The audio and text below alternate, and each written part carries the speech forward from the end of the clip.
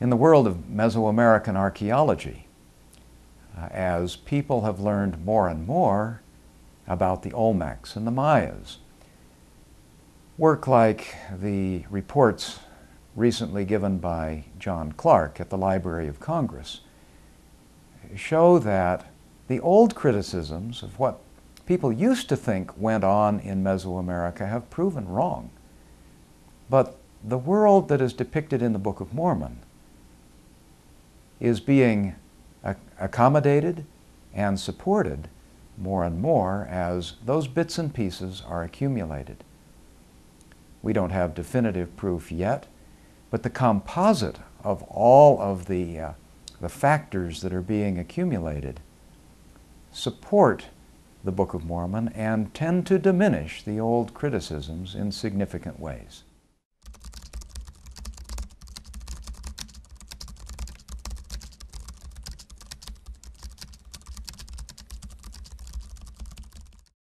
You know, sometimes people have criticized the Book of Mormon saying that it talks about Nephite coins, and coinage wasn't really invented until after Lehi has left Jerusalem.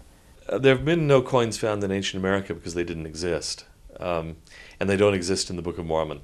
The header note to Alma 11, which describes Nephite coinage, is almost certainly wrong. The header is a modern addition and has nothing to do with the text. It certainly isn't unusual that people will read that section of the Book of Mormon and assume that it's coins, but we do that with the Bible too. We will read ourselves back into it and make assumptions about the early culture based on what we believe. And so we read these things and we say, oh, it must have been coins. But those headings were not on the plates. From our understanding, some of the modern brethren put those headings to try to give us kind of a guide. But in the actual text itself, it mentions different weights. It describes pieces of metal. It says nothing about them being stamped or minted, which is what makes a piece of metal a coin. There's no reason to expect to find Nephite coins because I don't think they ever existed, and the Book of Mormon doesn't claim they do. The actual idea of these differing weights being used as a weight system in the monetary system, it's actually in the Mesopotamian, the Akkadian, and the Old Babylonian, come to think of it. This is how they used their money, was through weight. In fact, even the Israelites used weights initially. The Bible mentions some of them. The most common was what's called a shekel, which comes from the verb to weigh. It actually is the verb meaning to weigh. We know that coinage first appeared apparently in Lydia, in what is today modern Turkey or Anatolia. And you see in some burials clearly the transition which occurs after Lehi's departure by about a century or so from the New World. You see mixed hordes of stamped minted coins and also specific weights of metal that are not shaped, minted, or stamped. So there was an evolution there in a sense. People went from fixed weights of metal to actual coins. Lehi left just before that change took place. And that's what we have in this weights and measures section of chapter 11. It's part of a big picture of the legal reforms that explains why those weights and measures were initiated at that time, and they conform with what one would have expected from the ancient world. We always have the problem of trying to impose on the text our own imagination of things. You have to read the text very carefully and try to filter out your own cultural presuppositions. Ancient people didn't necessarily live, think, or act exactly the same way we do.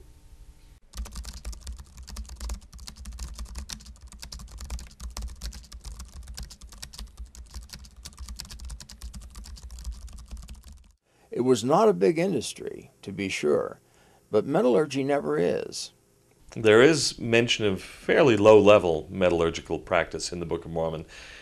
There's no evidence that it was a huge deal, that they had massive foundries or anything like that. These things may have been very small. Whether we'll find them or not, we don't know. We haven't found them yet. Metal remains one of those interesting problems in the Book of Mormon. But there are suggestive clues that metalworking and metals, knowledge of metals, existed in the Americas very early. We do know that metals were around, that they knew about them. Going back to the Olmec people, in the Socan language, you can reconstruct a word for metal. So we know that they had a word for metal. It was important to them. It was sufficiently important that it got passed on. And those terms are shared, but they've been modified in each of the languages, which points back to an original word for metal. We haven't found it because there are no inscriptions from that period, but those variant words all have to have come from a common source. Otherwise, how to explain that the same word occurs in all the different languages? But linguistic evidence tells us that there was metal. Archaeology has yet to corroborate that. We're dealing with the translation in the text. So when it is translated as steel or as brass or as copper, whatever it's translated, even the King James translators was translating one type of steel into the terms of another that didn't exist back then. We usually think today of steel as being a metal that's produced using the Bessemer system, but that was not always in place, and the word steel is very old in English. Steel in Joseph Smith's day meant something quite different than it does today. We're dealing with the translation. The point is there was some kind of metal production. As far as a full-blown metallurgy, there isn't a lot of evidence at this point in Mesoamerica. And see, this is the other point of archaeology. What we don't know today, we really could discover by tomorrow or next year or whatever. The flip side of this, the other problem with archaeology is what we do know today could very well be completely wrong tomorrow. If you're going to live by the sword of archaeology, be prepared to die by it.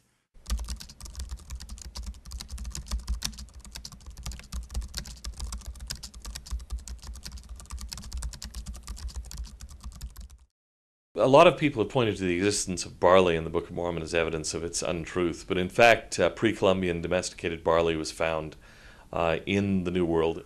Study in 1983 found that barley in America has now been genuinely discovered in an archaeological dig, I believe, in Arizona. Archaeologists found some remains of pre-Columbian barley, so we know it existed.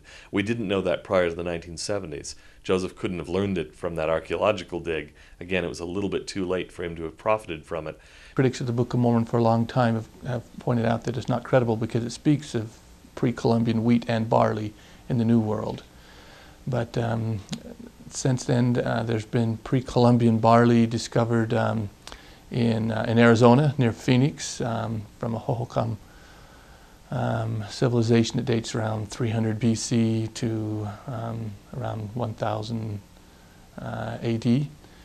And also in early woodlands cultures in Illinois and Oklahoma, pre-Columbian barley has been found. And that also suggests that the jury ought to remain out on other grains and so on that are mentioned in the Book of Mormon. Just because you haven't found it doesn't mean that you won't find it.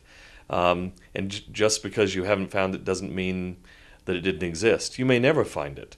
Again, in the acidic soils and the heavy rainfall of Mesoamerica, a lot of things disappear. How many remains of ancient plants do you actually find from pre-Columbian times? Almost none. Likely during the long period of wars that took place, particularly towards the end of the Book of Mormon, when it doesn't appear that they're doing a lot of farming, the wheat and barley would have had difficulty surviving. Apparently barley did, if what we have found in Arizona and Illinois and Oklahoma came from that which was brought over by Lehi and his family. But we know there were other transatlantic crossings before, in addition to Lehi's.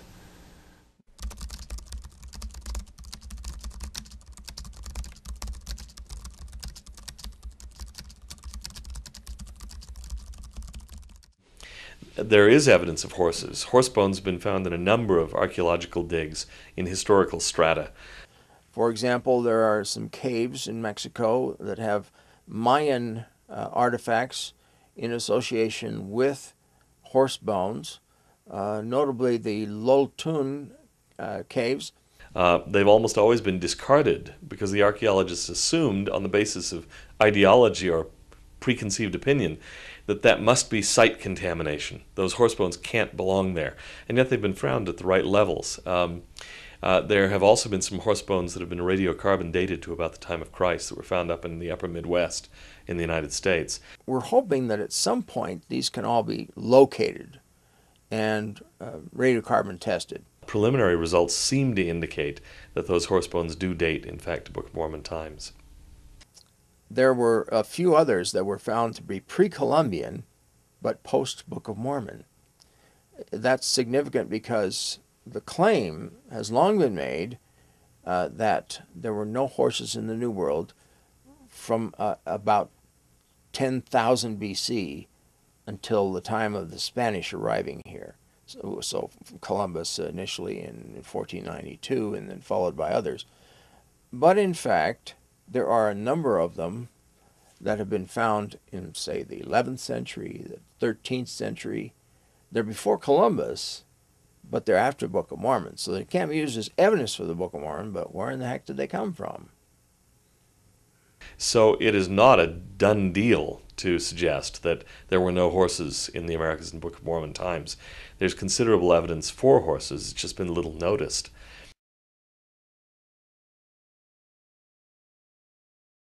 The suggestion that a tapir, a tapir, is referred to in the Book of Mormon by the word horse has been met with a lot of ridicule from a lot of people who, it strikes me, are actually fairly ignorant of anthropology and linguistics. It's very common for a group that moves into a new area, when they see a strange animal, to give it the name of an animal that's more familiar to them. I'll give you some examples. When the Romans first encountered elephants, they called them Lucabos, Lucanian cows, because for some reason they reminded Romans of cows. Now, an elephant obviously isn't a cow. When the Greeks went into Egypt, they encountered a really strange animal that they called a hippopotamus. What does a hippopotamus mean? It means a river horse. Hippopotami are not horses, but the Greeks called them horses. And still in German, the word for a hippopotamus is a Nilpferd, a Nile horse. So you look around and you see this very, very commonly. It's so common as to be uncontroversial. Seahorses are not horses. Prairie dogs are not dogs. Groundhogs are not hogs. This happens all the time. People see an animal, it reminds them of an animal they already knew, and they give it that animal's name. When the American Indians first encountered conquistador horses, they called them deer. And the tapir itself is very similar in a lot of ways to a small pony or something like that. It's often compared to a pony. In fact, one word that was common in Mexico about 60 years ago for the tapir was the anteburro, a former burro that had been a burro before and had now become a tapir. So you hear people ridiculing that on the grounds that they're too small and so on and so forth. They're talking about familiar tapirs they've maybe seen. But the Baird's tapir grows to be about 700 pounds. It's about the size of a donkey. And it's not at all inconceivable that somebody looking at that didn't know what it was, might call it a horse.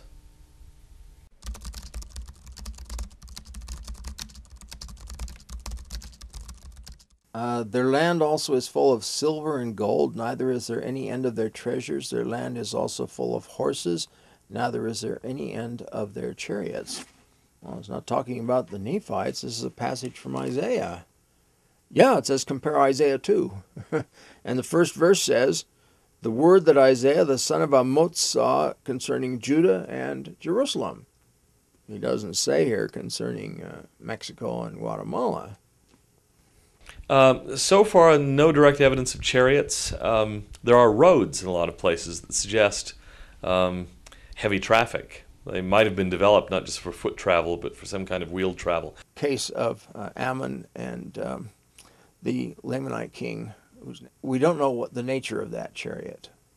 It's possible, and I'm just thinking out loud here, that the word chariot may not mean exactly what we picture. Again, we always have to be open to the possibility that it's not quite what we've imagined to be a chariot. The word for chariot in Hebrew is very similar to the Arabic word for boat, and they simply mean in both cases something that's ridden. That doesn't say necessarily it looks like Ben-Hur's chariot. It might be a different kind of thing altogether. I'm not saying that's the case. I'm just saying when you're looking at ancient documents, you have to be prepared for the idea that your mental picture may be wrong, that what you imagine from the movies may not be actually correct.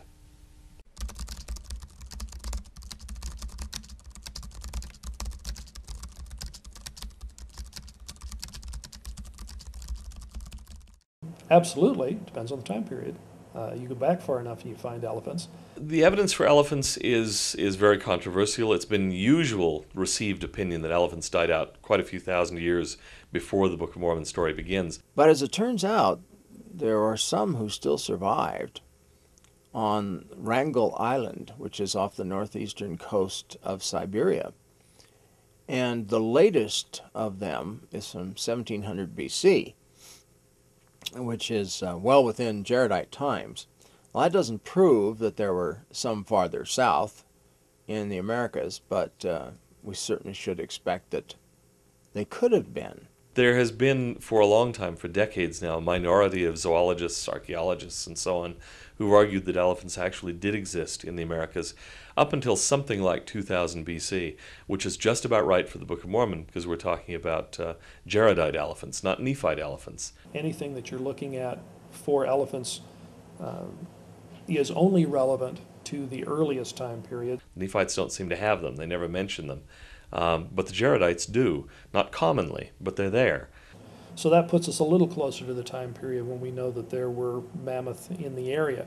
And so if this minority of archaeologists and archaeobiologists is correct, then the Book of Mormon has been vindicated on that point.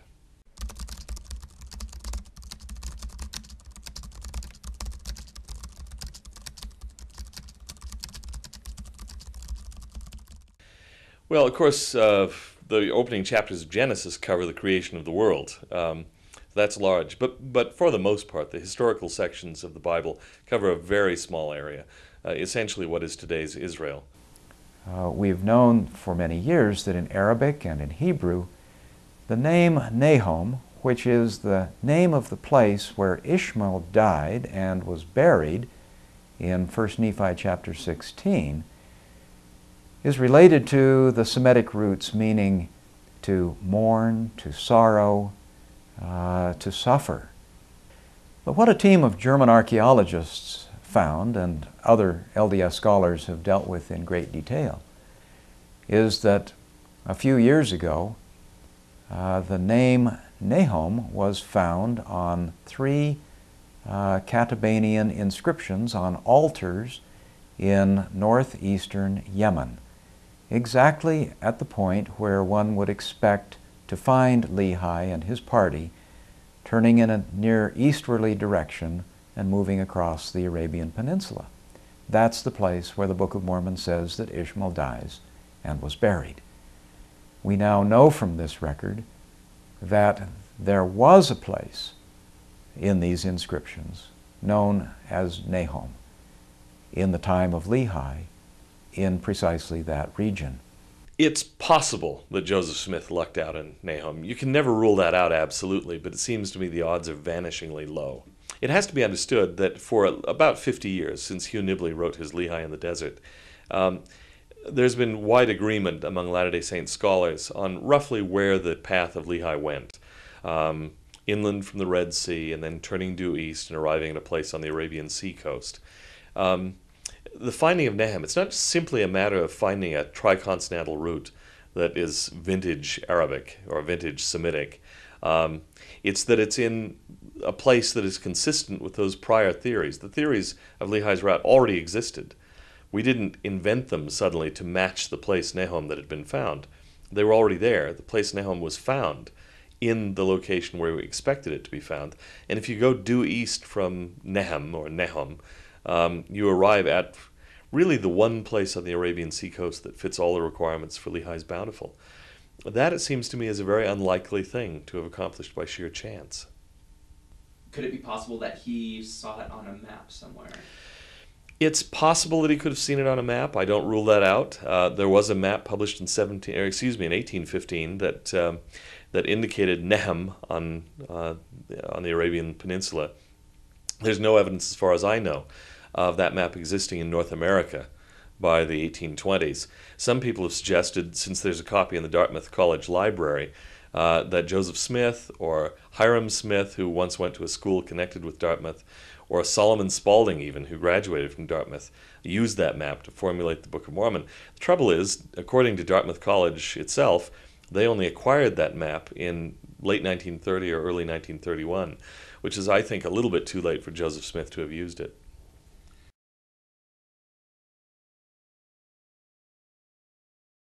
I'm routinely written to by critics of the church who say there simply is no place in Arabia that can be called bountiful. Well, it so happens that when they're writing to me on my computer at home, I'm sitting under a blown-up picture of bountiful, what I consider to be bountiful in Arabia. And believe me, it looks very, very nice. And a picture is worth 1,000 words. The fact is the place exists, people have been there, it meets all the criteria for bountiful. And this notion that Arabia is nothing but sand dunes and barren wastes is simply not true. You get down to the Arabian Sea coast with the monsoon rains, you actually have some very fertile areas. That's what made the civilization in Yemen possible, where the Queen of Sheba came from. It's very different from inland Arabia, where the Bedouins live. These were settled civilizations down there that depended on heavy rainfall.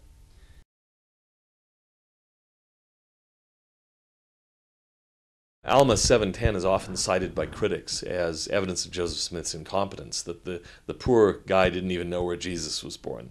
This assumption that he was born at Jerusalem, and of course any schoolboy knows that he was born in Bethlehem, is precisely the problem with a non-critical reading of the Book of Mormon text, because the Book of Mormon doesn't say he was born at Jerusalem. It says he was born at the land of Jerusalem.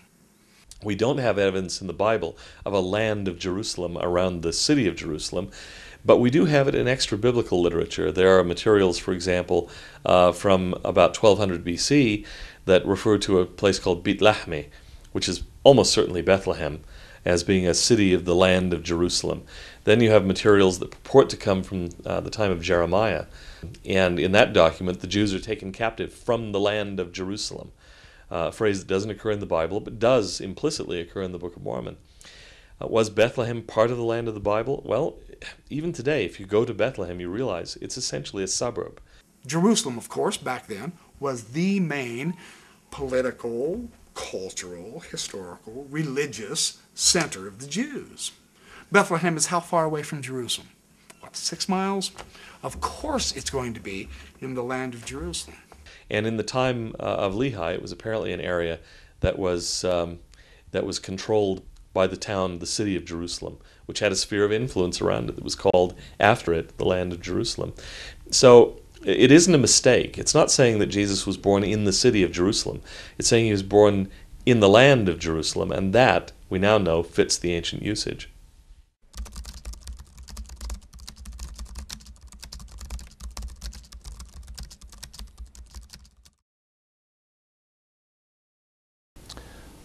There's no question about the scope of the geography of the Book of Mormon, because there are hundreds of statements and inferences in the book, or from the book, that say it had to be a limited area.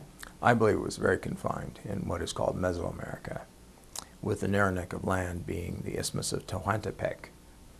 I know that many Latter-day Saints think it took place all over North and South America, but the vast majority of Book of Mormon scholars, and even some general authorities, believe it took place in a very limited area.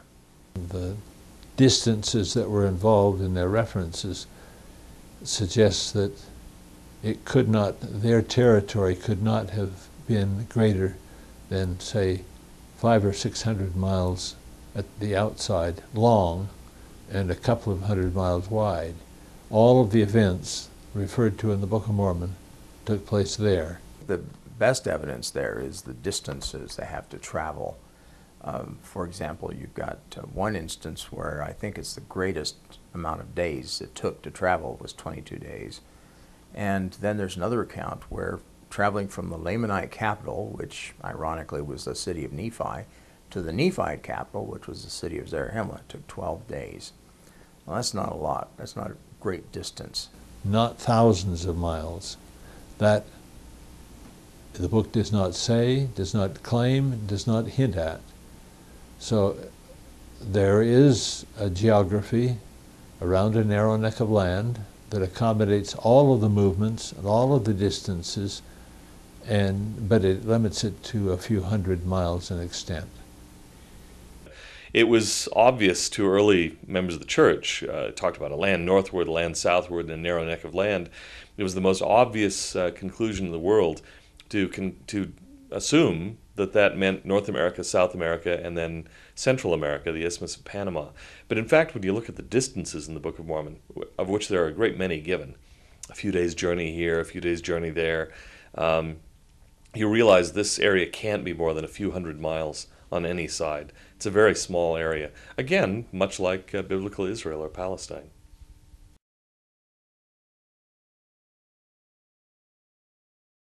The fact is, we all believe, John Sorensen believes, John Clark believes, I believe, that we probably have found Book of Mormon cities. We just don't know, because there aren't inscriptions informing us of what their names were. We don't know the names of these cities. I'm not aware of any of them in Book of Mormon times where scholars know the native name for that site. When the Maya began carving the glyphs into stone so that they were preserved, one of the things that they would carve into stone is called an emblem glyph.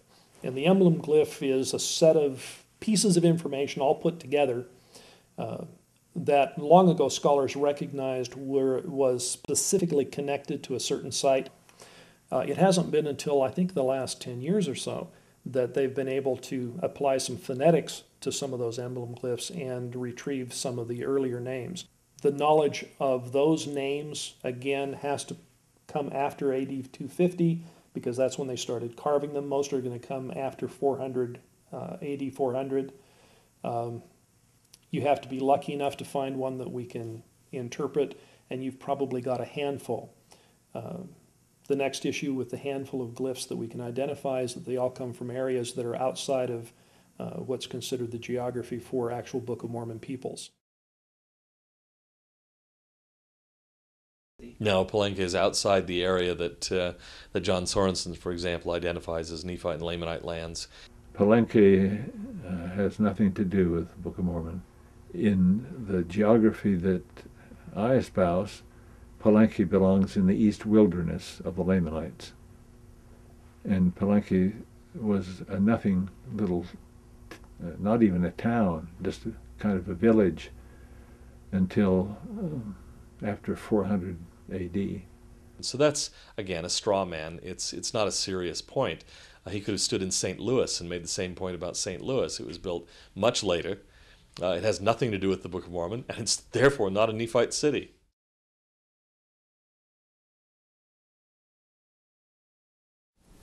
Before, say, 1000 AD, we know none of them. The last article I looked up indicated that there are, I think, 30 some odd emblem glyphs where we knew the emblem glyph, which means that the maximum number of names that we could know would be 30, and I don't think we know that many.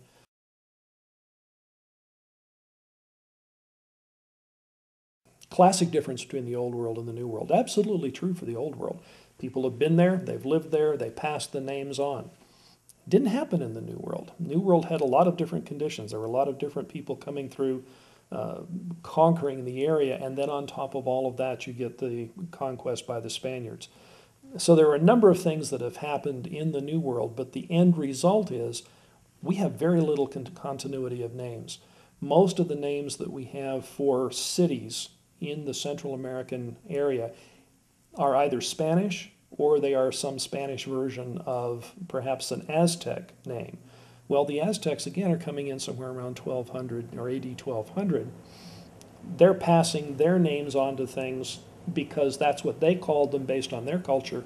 They're handing that to the Spaniards, and the Spaniards are basing their government in Mexico City, and so they adopt the names based on the Aztecs. So even down in Guatemala, which is pure Maya country, a lot of the names that you're going to find are based on Aztec rather than Maya languages. So there simply isn't the continuity. In a lot of cases, there isn't even continuity of peoples. Tikal is one of the more famous archaeological sites.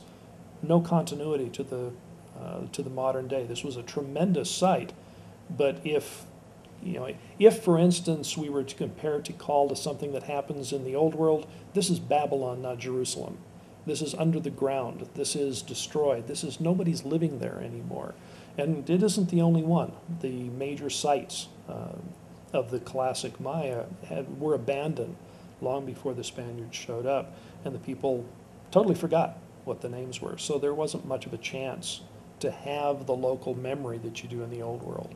We can envy it, but we can't replicate it.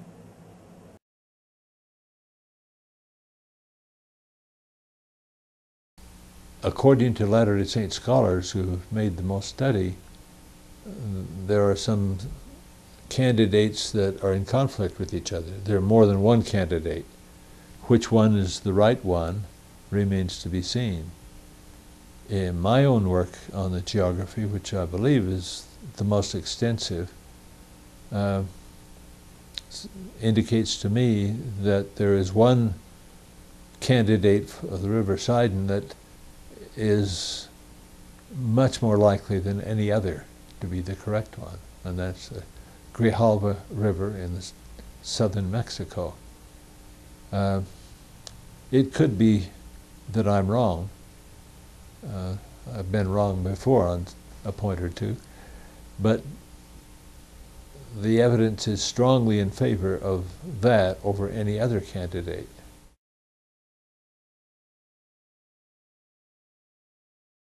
Wars are not always visible in the archaeological records. You don't find a lot of battle sites with ancient remains of weaponry, for example.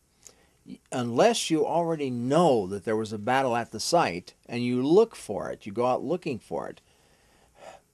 We have to realize, first of all, that archaeologists do not just go out and dig anywhere they please. You don't go out in the middle of the jungle or the middle of the desert and say, oh, this looks like a good place, let's excavate here. Unless you know where to look, how are you going to get them?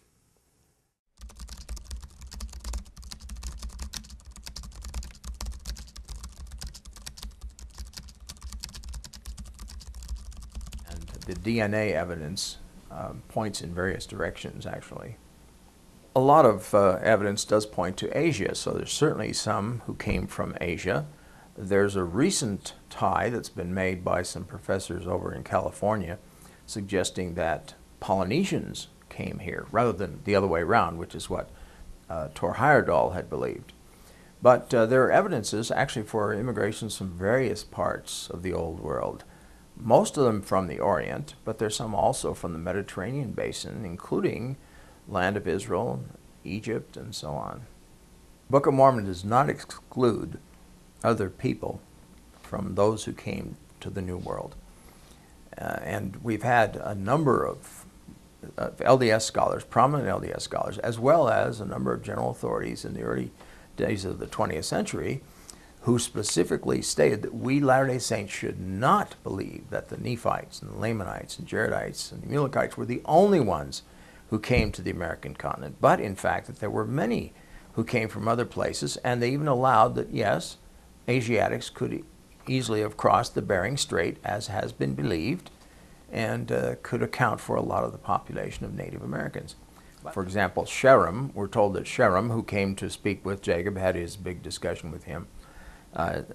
He's just introduced by the words, there came a man among the people of Nephi. Came a man among the people of Nephi. Sounds like he wasn't of the people of Nephi, and yet he was clearly expert in their language. In fact, Jacob specifically states that he was expert in the language of the Nephites. Well, you wouldn't say that of a native speaker. All native speakers are expert in their language, but it would suggest that here's a man whose native tongue was not the one used by the Nephites, and yet he knew Nephite well. He had learned it, and therefore he was able to convince some people, dissuade them from their religious things. I also see idolatry as a good sign in the Book of Mormon of other people being neighbors to the Nephites.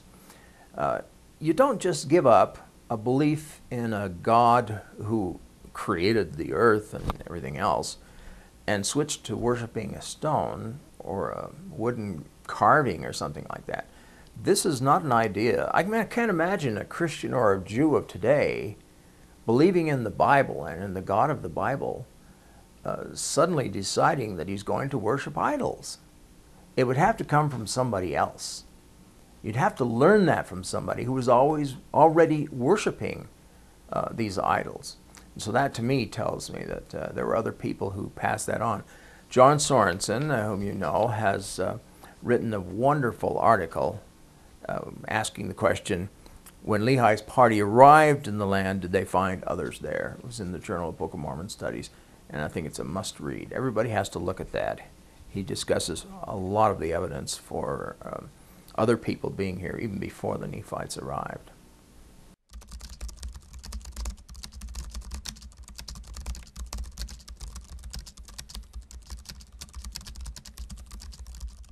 People once criticized the Book of Mormon because it spoke of the building of a temple in the land of Nephi.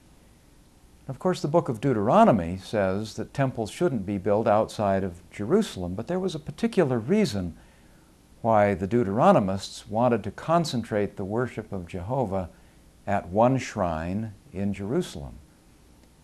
We now know from archaeology that the reason they had to push so hard to concentrate all of the worship of Jehovah in one place was precisely because they were building shrines and temples outside of Jerusalem, and that was perfectly ordinary for most other Israelites.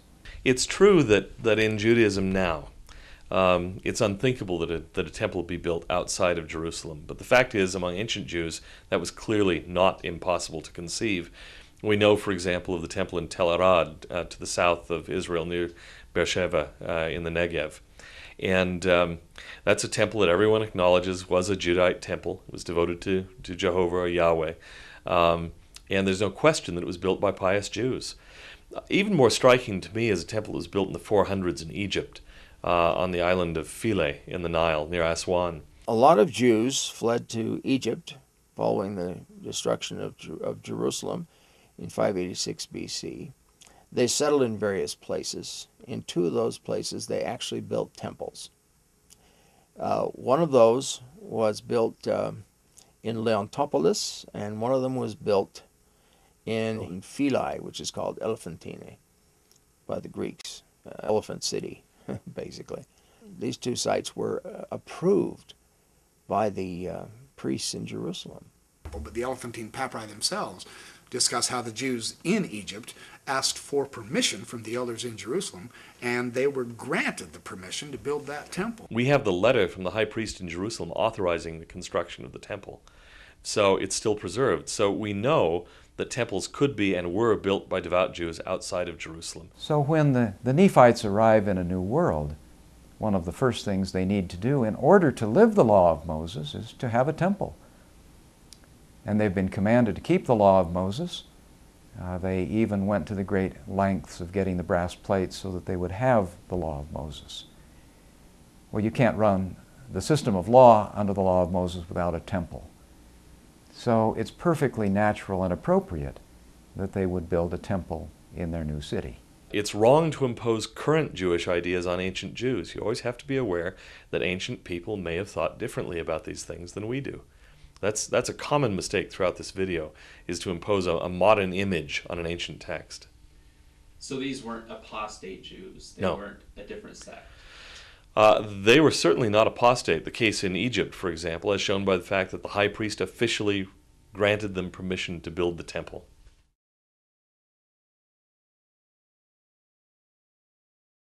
Lehi functions in some ways in a priestly fashion. We also know that sacrifices could be offered by a non-Aaronite priest if he was a certain distance away from Jerusalem, a certain number of days' travel. Also, of course, from a Latter-day Saint point of view, the people of Lehi would have had the Melchizedek priesthood among them, which grants them the right to officiate in all the ordinances of the Aaronic priesthood. So for us, theologically, that's not a problem.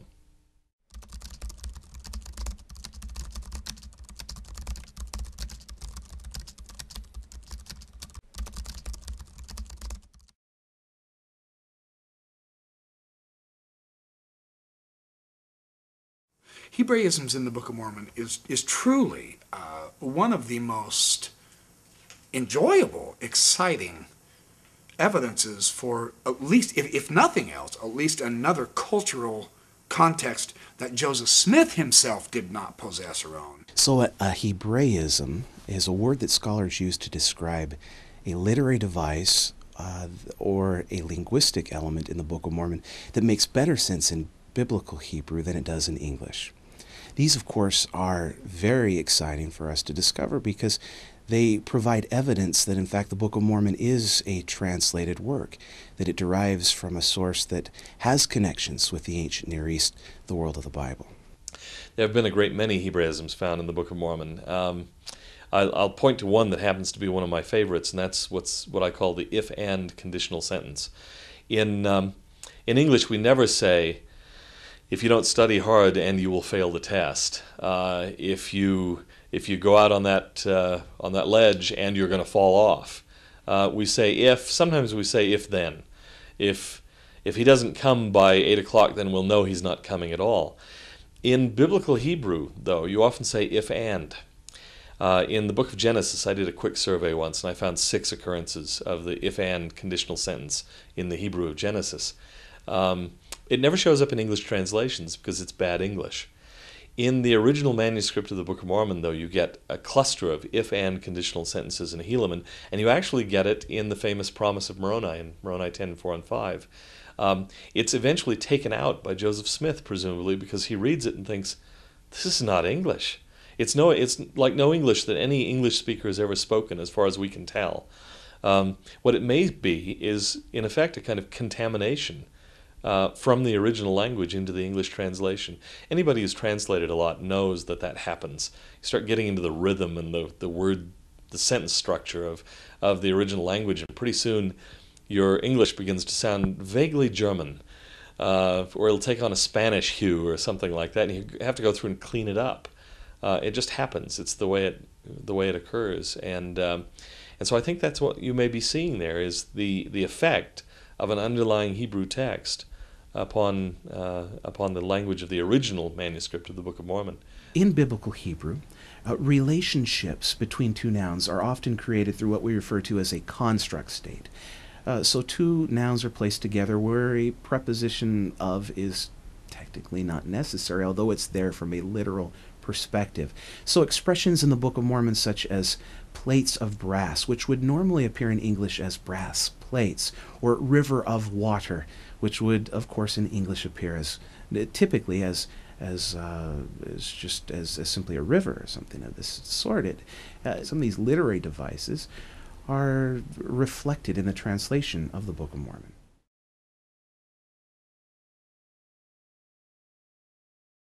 So a cognate accusative is a literary device that appears in the Hebrew Bible or the Old Testament. It's when an author uses the same word for both a verb and a direct object. Cognate means similar, and accusative refers to the direct object in a sentence. So, for example, Semitic authors will use a poetic literary phrase such as dreamed a dream. These sorts of things do appear in the Book of Mormon. There are many examples. In the Book of Mormon, you have Lehi saying, "Behold, I have dreamed a dream," or in other words, I have seen a vision. The dreamed a dream is a really obvious cognate accusative. The seen a vision is a little less obvious, but I suspect in the original it was, I have seen a seeing. I have dreamed a dream, I have seen a seeing. These are things that do appear in the Book of Mormon and suggest a connection with the Hebrew Bible. That, I think, is what's going on there. It's a classic Arabic/Hebrew cognate accusative.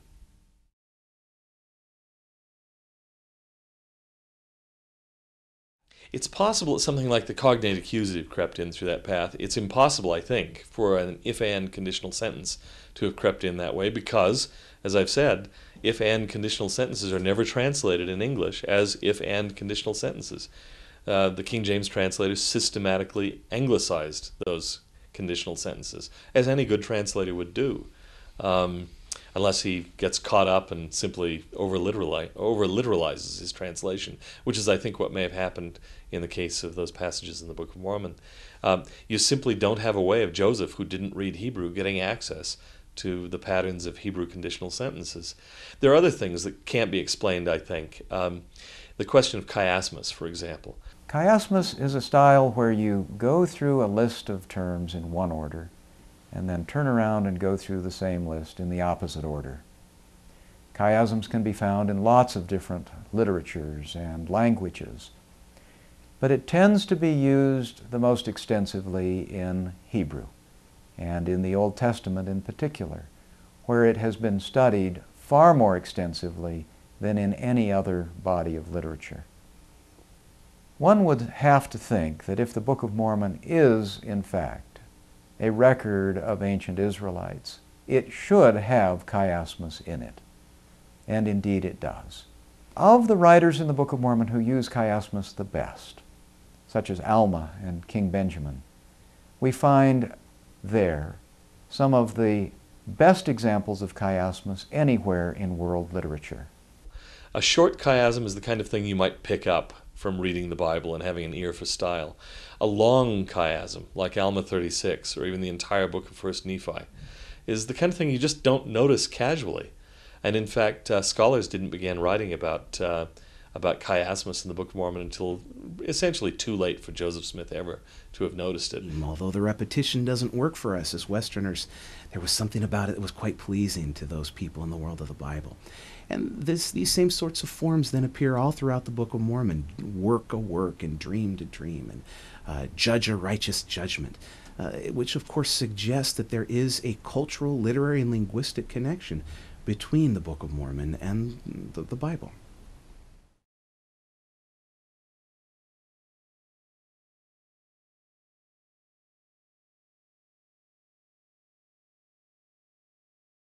I think we shouldn't get hung up on the title. It simply means Egyptian that's been modified, changed in some way.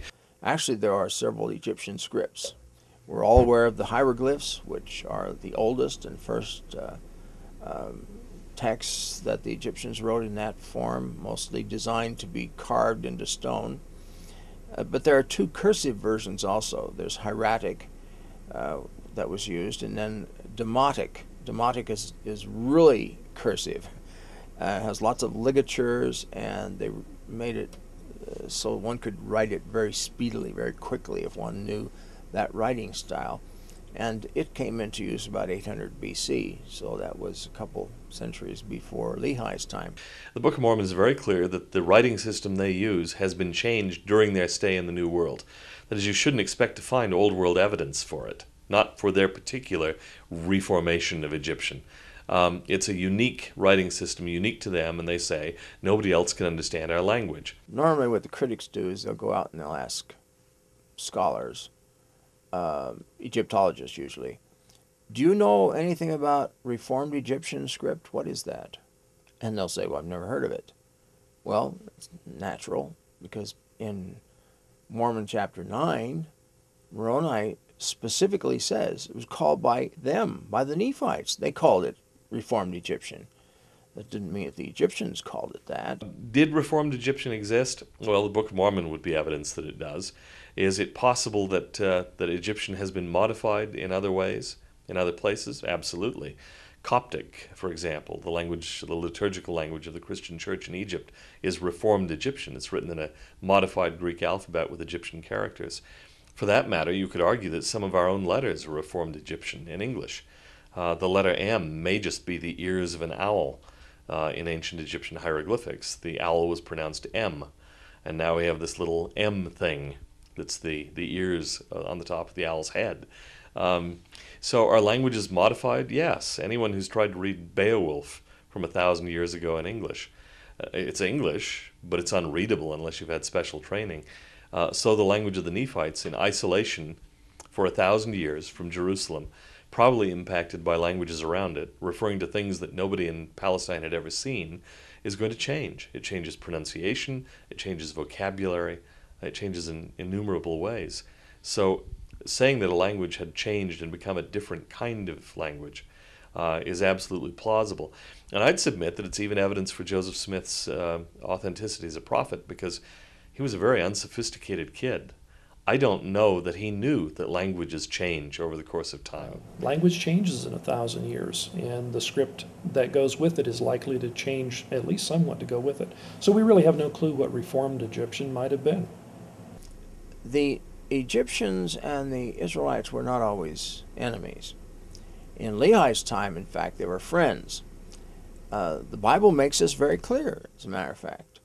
It's probably an oversimplification to say that the Egyptians and the Hebrews were enemies. They were also on occasion trading partners. They were neighbors. Egyptian was one of the great languages of the period. Hebrew was not. So a person who was engaged in commerce, as Lehi seems to have been, probably would have had to learn the language of the wider world of commerce. And Egyptian was certainly one of those languages. As it was, the Jews were very friendly with Egypt at that particular time. They may not have been at the time of the Exodus, but they certainly were in Lehi's time. You may not like the foreign policy of the country that speaks the language, but you may be forced by economic necessity or ambition to learn the language that they speak. Some have objected that using Egyptian to write holy script, to write texts, religious texts, would be unknown and unheard of among the Israelites because they would only write in the holy language, which was Hebrew. But actually we do have examples of biblical texts written in Egyptian characters. The earliest of these is from the 4th century BC, so not too terribly long after Lehi's time. It's a text written in Egyptian Demotic, but the words are not Egyptian. The words are Aramaic, but they're not using the Aramaic alphabet, which is the same as the Hebrew. Instead, they're using the Demotic way of writing, and part of that text is Psalm 20.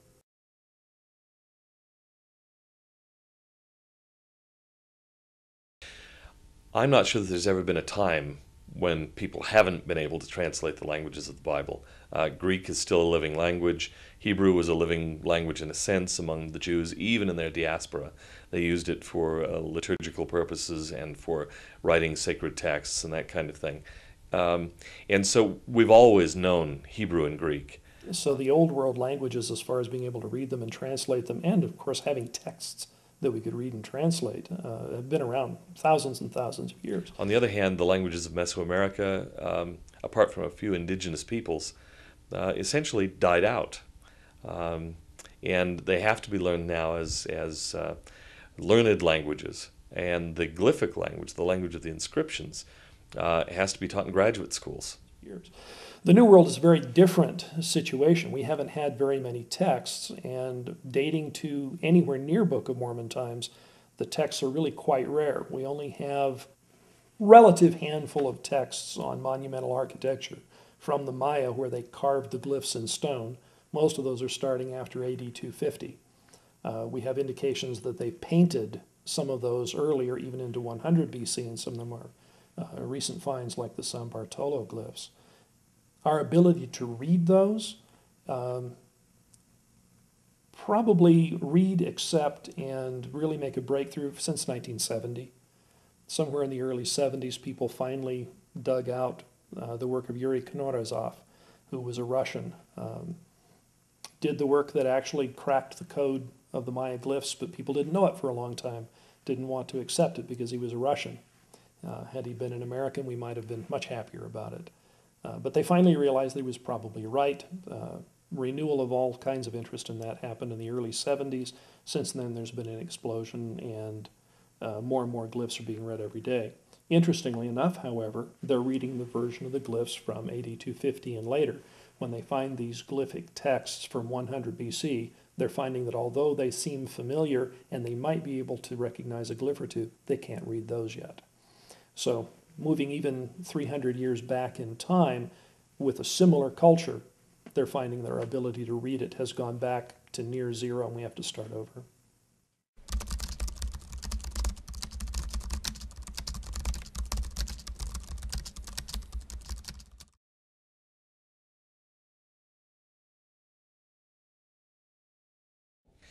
The Bible has absolutely not been 100% established by archaeology. There's still a great many questions, archaeological questions, particularly about the early chapters of Genesis, for instance, but also about the Exodus, about the origins of the Israelite monarchy. We've only recently found actual inscriptional evidence of the House of David, and even that still is in some quarters controversial. And then, of course, matters like the resurrection of Christ are simply not accessible, not amenable to archaeological proof or disproof. So, no. And many of the cities and sites in the Bible are still unknown or dubious. You have great advantages in the Bible because a lot of these place names still exist today, and they're recognizably the same. Jericho, for example. The archaeology of the Bible has found Jericho. Unfortunately, Kathleen Kenyon, Dame Kenyon, the most magnificent archaeologist of Jericho, and several studies since her time have demonstrated extensively there were no walls. I think Living Hope Ministries is clearly using a double standard. They don't allude to any of the archaeological problems of the Bible. They overstate the archaeological problems of the Book of Mormon. They don't cite from archaeologists who say, we haven't found evidence for this, for this, for this, or for this. They don't cite archaeologists and scholars who say, there was no early Judahite monarchy. There are some who actually claim that the history of the monarchy doesn't begin till after the Babylonian exile, that all the previous biblical stories are fiction. Those are the kinds of arguments that are going out there in the real world. The movement that's strongest in Israel now amongst their archaeologists is that the Bible is not very reliable. And that movement is gaining ground in Israel. It's tragic to see it. When I lived in Israel, every archaeologist believed the story of the Bible. Even if they didn't believe the miracles, they believed the events, they believed the places. Today that's going by the wayside, and it's kind of tragic. If biblical archaeology is proving the Bible, my question is, what is it proving about the Bible?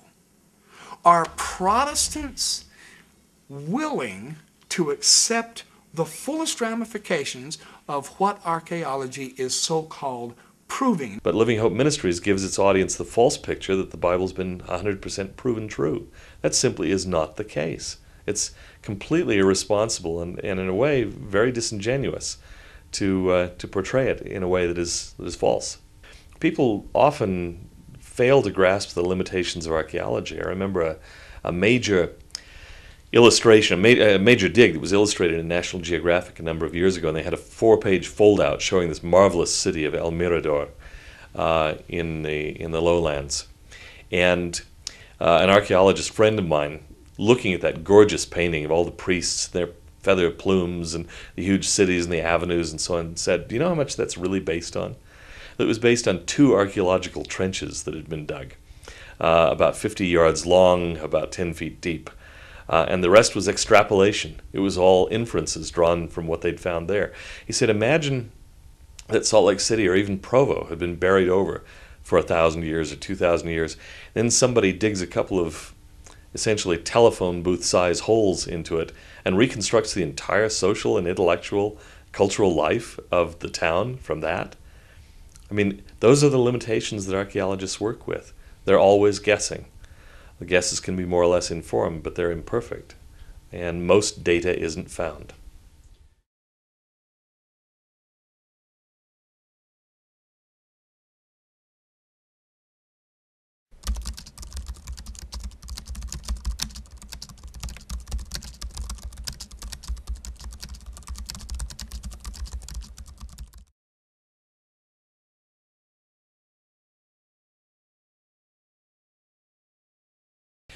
My overall impression is that it doesn't give an accurate portrayal of the subjects. It doesn't give both sides of the issue.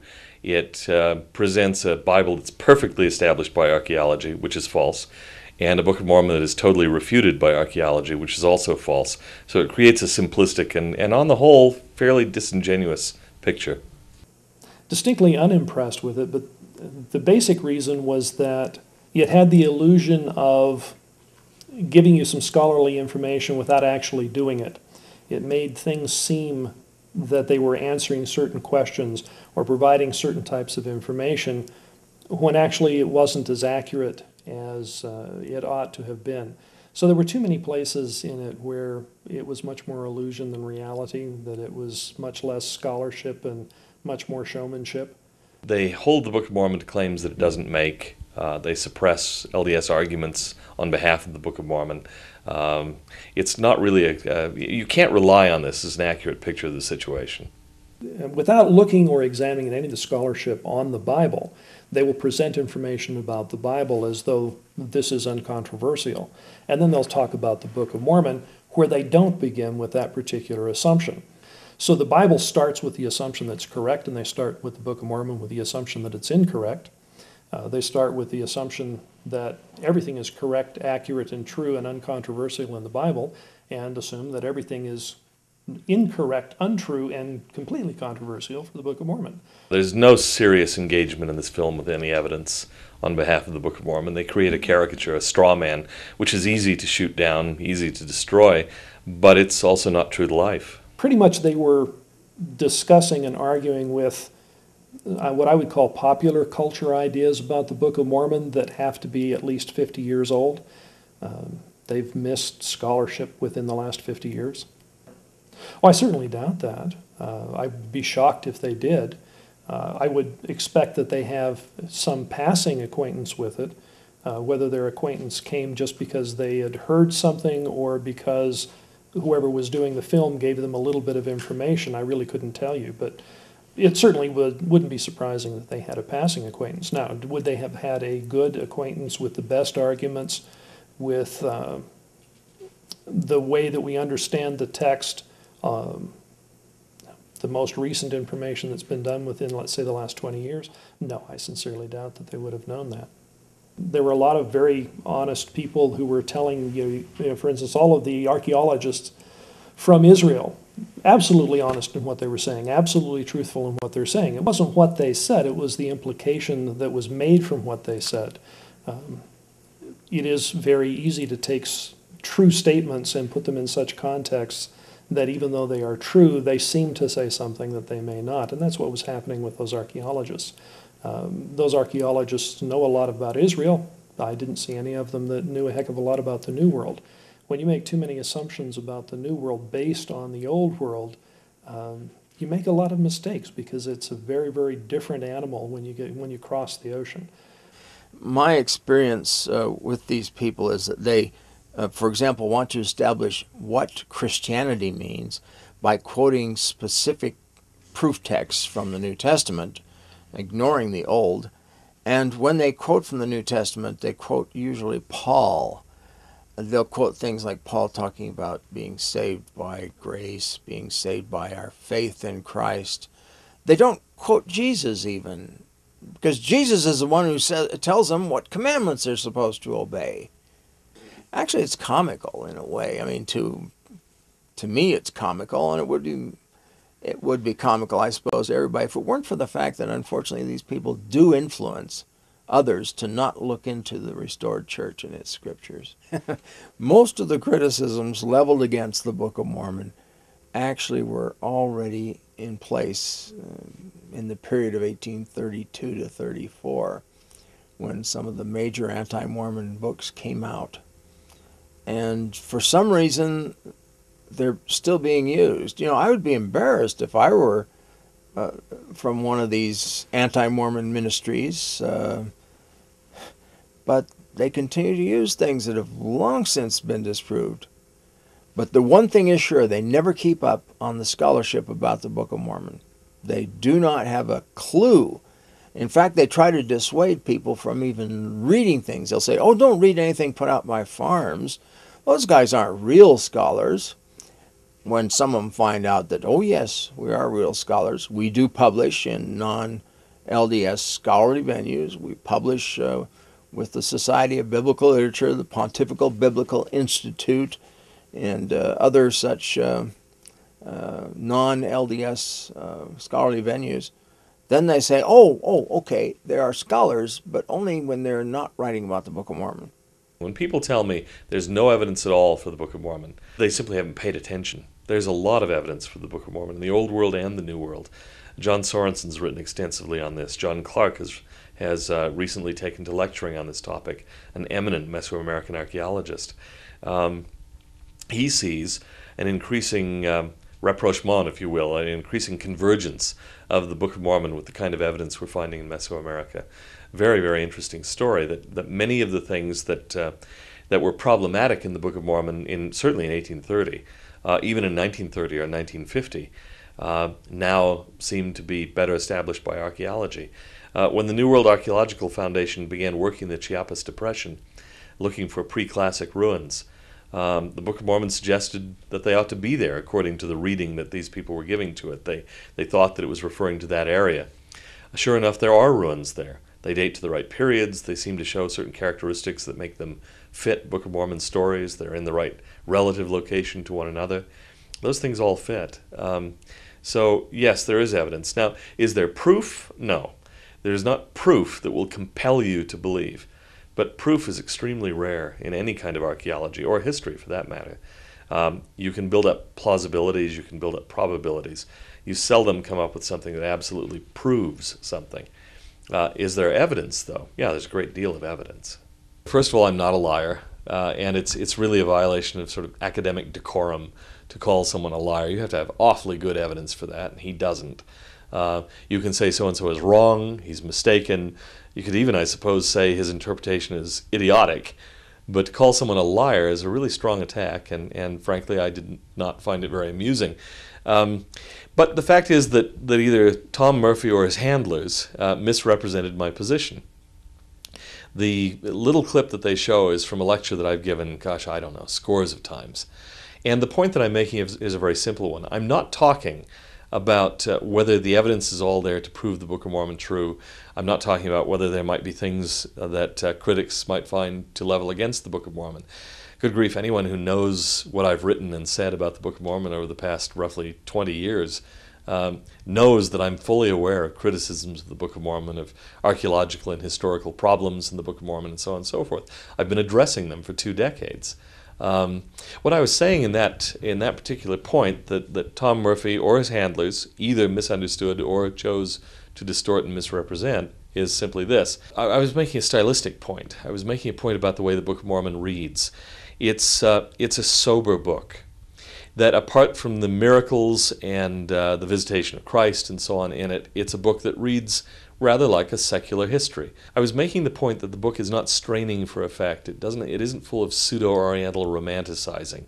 If you read novels from the 19th century that try to set themselves in ancient Rome or in ancient Israel, Ben-Hur, for example, they're really straining to give you a sense of the exotic. The Book of Mormon doesn't strain that way.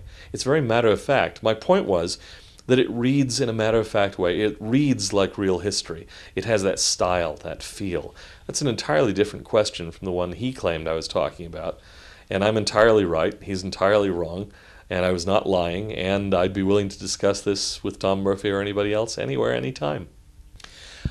I don't think if Tom Murphy were to apply a single standard instead of a double standard to the Bible and the Book of Mormon, that he'd be able to sustain belief in the Bible. And to be perfectly honest, I have no idea what Tom Murphy's own beliefs regarding the Bible are. It's clear that the people sponsoring the DVD are evangelicals. Thomas Murphy, though, has never actually come clean in any of those videos about what he himself thinks.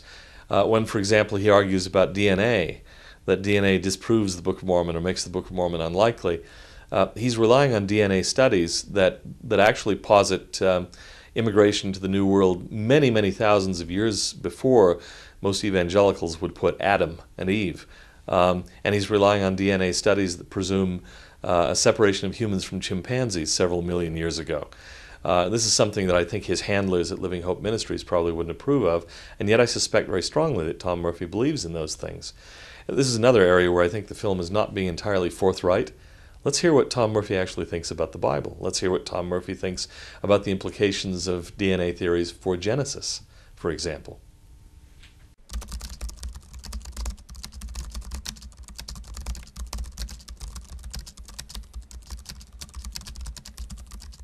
The fact is that in religion, the evidence is never going to be clear enough, and I think that's by design, to force us, to compel us to faith, to force us to obey the Lord. We're given roughly equally poised possibilities. There's good evidence in some respects, evidence is lacking in other respects. What the Lord is really trying to figure out, I think, is what do we want? What kind of people are we? Placed in a situation where we can choose either side. What do we want to do? What do we want to be? What kind of people do we want to be? And so he gives us this situation where we can listen to what our inner spirit tells us. or we can trample on it. There are still those who, even with the vast amounts of evidence that we have for even the biblical record, still refuse to believe. Isn't it nice that we are still allowed to have our freedoms to be human, to continue learning, to either believe or disbelieve? I will grant that to them. Ultimately, the science, the history, the archaeology are not going to force us to believe. They're not going to compel us. They're not going to give us absolutely rock-solid foundations for our faith. That's not to say that evidence is irrelevant, that you shouldn't use your mind in coming to a conclusion about what's plausible and what's not. But I think there's no Christian out there, really, who's come to a testimony of the resurrection of Christ because he or she was compelled to by archaeological evidence. That evidence doesn't exist. Belief, proof. The idea is, you prove it to me, you prove it to me. No, that's not how it works. You ultimately have to say that the Jesus of the Bible, in effect, calls to me, summons to me, speaks to me, and that I believe this is true. I think the evidence doesn't rule it out. I think there's evidence for it, enough for me to make a rational decision, to go with that. Ultimately, the decision to believe in Mormonism as to believe in Christianity in general comes down to spiritual impressions from God.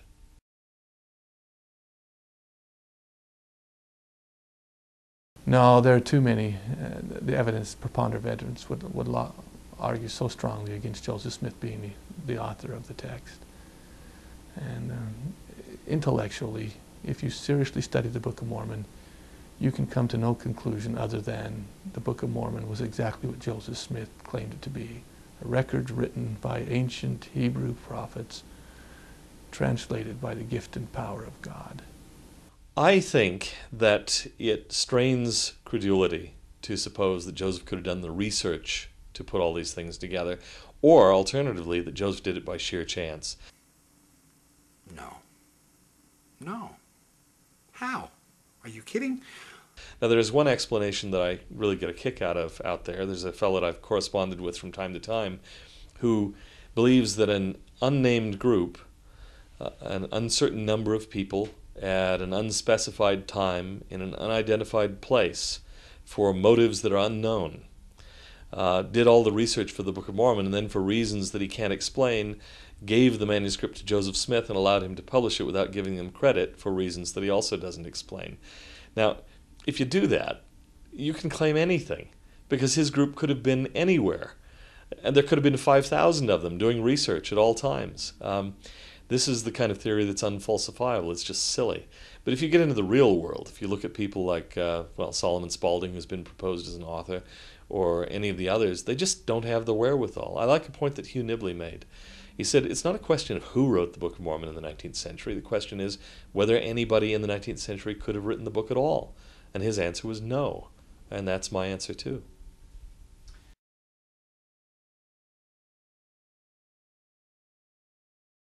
There's different kinds of testimonies you can have. You can gain an intellectual testimony by studying the text and looking at the Hebraisms and so forth, and gain that kind of a testimony, I suppose.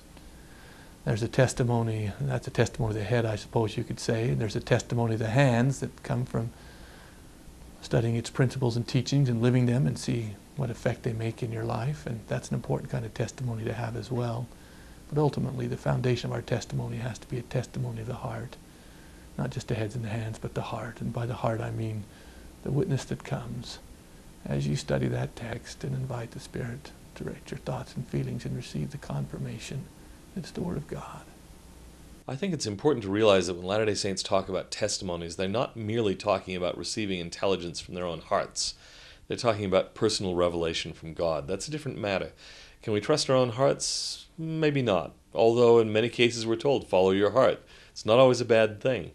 But it's not a matter of trusting our hearts, it's a matter of trusting God. It's a matter of trusting what God tells us. And we're not the first people in the Christian tradition to think that in some ways God will speak to our hearts. You remember the disciples on the road to Emmaus who, after they've had the encounter with Jesus, say, did not our hearts within us burn? You know, we should have known. We knew it was Jesus because our hearts told us so. Do you believe it is true? I believe the Book of Mormon is true with all my heart. If you're talking about real silk, no, real silk is produced by silkworms that are feeding on mulberry trees. And that's not a New World thing. But cloth that has the same texture, the same feel, the same characteristics of silk is very tenable. Any kind of a plant fiber that's really worked and processed can get a silky kind of a texture with enough work. There are plants in Guatemala, particularly a tree that produces a cotton-like fiber that was used to produce fabric that looks very silky. The question is, why was it the word that was whatever they were doing translated as silk in the Book of Mormon? And it's likely that Lehi and his family, knowing silk, thought that they would call it silk. Oh, I wish millions had been spent looking for evidence of the Book of Mormon. That would have been so much fun. But in fact, it's not true. It's not even remotely true. I think what they have in mind is the New World Archaeological Foundation that was established at BYU back in the 50s. The New World Archaeological Foundation was forbidden from the very start by its charter for overtly looking for Book of Mormon things, and it always involved non-Mormon archaeologists. It was never an attempt, much less a failed attempt, as I've heard claimed, to find evidence for the Book of Mormon. The one thing really Book of Mormon related about it is that it chose to look in an area in Chiapas for pre-classic ruins, because that was the area and the period where the people who organized it on the LDS side thought it was most likely to find Book of Mormon related materials. But it was never given a specific charge to look for Book of Mormon stuff. It was always forbidden from doing so, and never, ever, ever published on Mormon issues. Always straightforward, very highly respected mainstream Mesoamerican archaeology. By contrast, huge amounts of money have been spent on searching for biblical sites and so on. If you scratch almost any Israeli, you'll find someone who's been out on digs. It's a passion, it's a hobby. Moshe Dayan, the great Israeli general, was a passionate archaeologist in his free time. And that's very common. It's very easy to do. As I say, you can live in Jerusalem and go out to major archaeological digs within a half an hour or less. They're right there in the city. And so everybody does it. And because of the vast interest in the Bible all around the world and its vast importance in Western civilization, there's always been lots of money for archaeological digs there. Comparatively speaking, I'm sure a lot of Palestinian archaeologists lament the lack of money.